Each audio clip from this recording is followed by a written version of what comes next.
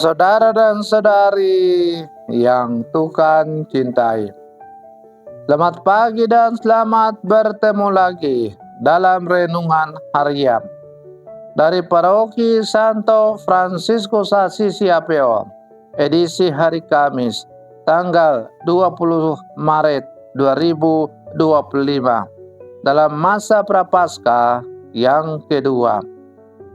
Mengawali hari yang baru ini, kita hendak mendengar dan merenungkan sabda Tuhan.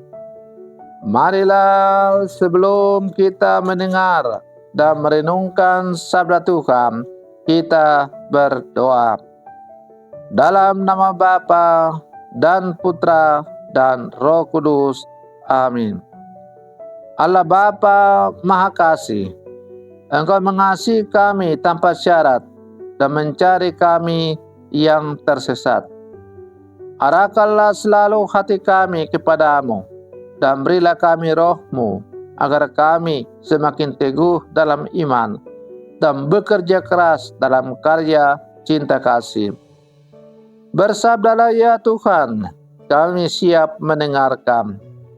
Terpujilah Engkau Bapa, Putra dan Roh Kudus, kini dan sepanjang segala masa. Amin. Para saudara dan saudari yang Tuhan cintai, sabda Tuhan yang hendak kita dengar dan kita renungkan untuk mengawali hari yang baru ini diambil dari Injil Lukas pasal 16 ayat 19 sampai 31. Tuhan bersamamu. Inilah Injil suci menurut Lukas. Sekali peristiwa, Yesus berkata kepada murid-muridnya, ada seorang kaya yang selalu berpakaian jubah ungu dan kain halus, dan setiap hari ia bersukacita dalam kemewahan. Dan ada seorang pengemis bersama Lazarus, badannya penuh dengan borok. Ia berbaring dekat pintu rumah orang kaya itu dan ingin menghilangkan laparnya dengan apa yang jatuh dari meja orang kaya itu. Malahan anjing-anjing datang dan menjelati boroknya. Kemudian matilah orang miskin itu, lalu dibawa oleh malaikat-malaikat ke pangkuan Abraham. Orang kaya itu juga mati lalu dikubur.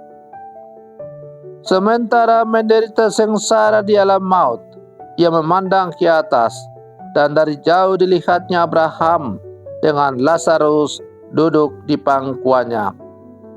Lalu ia berseru, Bapa Abraham, kasihanilah aku. Suruhlah Lazarus mencelupkan ujung jarinya ke dalam air dan menyejukkan lidahku, sebab aku sangat kesakitan dalam nyala api ini.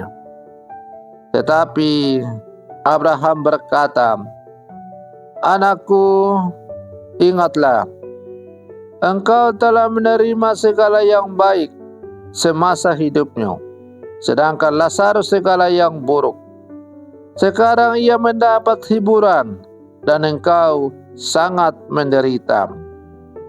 Selain daripada itu, di antara kami dan engkau terbentang jurang yang tak terseberangi, sehingga mereka yang mau pergi dari sini kepadamu, ataupun mereka yang mau datang dari situ kepada kami, tidak dapat menyeberang. Kata orang itu, kalau demikian, aku minta kepadamu Bapa, supaya engkau menyuruh dia ke rumahku. Sebab masih ada 5 orang saudaraku, supaya ia memperingatkan mereka dengan sungguh-sungguh, agar mereka kelak jangan masuk ke dalam tempat penderitaan ini. Tetapi kata Abraham, ada pada mereka kesaksian Musa dan para nabi. Baiklah mereka mendengarkan kesaksian itu. Jawab orang itu, tidak, Bapak Abraham. Tetapi jika ada seorang yang datang dari antara orang mati kepada mereka, mereka akan bertobat. Kata Abraham kepadanya, jika mereka tidak mendengarkan kesaksian Musa dan para nabi, mereka tidak juga akan mau diyakinkan, sekalipun oleh seorang yang bangkit dari antara orang mati. Demikianlah sabda Tuhan. Para saudara dan saudari yang Tuhan cintai, melalui bacaan Injil yang baru saja kita dengar bersama, digambarkan kepada kita perbedaan antara kehidupan seorang kaya dan seorang pengemis bernama Lazarus. Kisah ini bukan hanya tentang nasib akhir dari kedua tokoh tersebut, tetapi juga tentang bagaimana kita menjalani hidup kita di dunia ini. Dalam masa Prapaskah ini, kita diajak untuk merenungkan tindakan kita, sikap kita terhadap sesama, dan bagaimana kita mempersiapkan diri untuk kehidupan kekal. Para saudara dan saudari yang Tuhan cintai, melalui bacaan Injil yang baru saja kita dengar tadi, diceritakan kepada kita tentang seorang kaya yang hidup dalam kemewahan setiap hari. Sementara di depan pintunya terbaring seorang pengemis bernama Lazarus yang penuh dengan luka dan berharap untuk mendapatkan remah-remah dari meja sang kaya. Namun, tidak ada perhatian yang diberikan oleh sang kaya kepada Lazarus. Ketika keduanya meninggal, situasi mereka terbalik. Sang kaya mengalami penderitaan di dalam api, sementara Lazarus dibawa oleh malaikat ke pangkuan Abraham menikmati kebahagiaan abadi.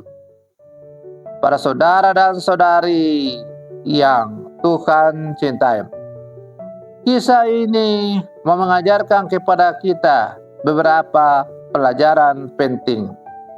Pertama, kita diingatkan tentang tanggung jawab kita terhadap sesama, terutama mereka yang kurang beruntung. Sang kaya meskipun memiliki segala sesuatu, gagal untuk melihat dan membantu Lazarus yang menderita di depannya. Ini adalah peringatan bagi kita untuk tidak terjebak dalam kesibukan dan kenyamanan hidup kita, sehingga kita mengabaikan kebutuhan orang lain. Dalam konteks masa Prapaskah ini, kita diajak untuk lebih peka terhadap penderitaan orang lain dan berusaha untuk membantu mereka. Para saudara dan saudari yang Tuhan cintai, yang kedua, kisah ini mengingatkan kita bahwa kehidupan di dunia ini hanya bersifat sementara.